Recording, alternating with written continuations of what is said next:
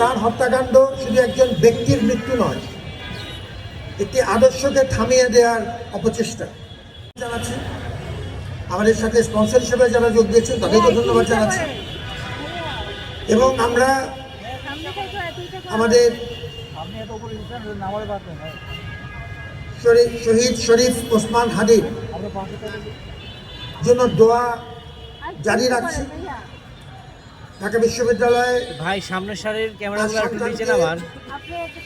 আমাদের মতো করে সম্ভাবনা জানিয়েছি এবং আমরা আপনাদের সবার তরফ থেকে আমাদের সরকার এবং সংশ্লিষ্ট কর্তৃপক্ষকেও আবারও দাবি জানাই যে তার এই নির্মম হত্যাকাণ্ডে, এবং মনে রাখতে হবে তার হত্যাকাণ্ড শুধু একজন ব্যক্তির মৃত্যু নয়, একটি আদর্শকে থামিয়ে দেওয়ার অপচেষ্টা।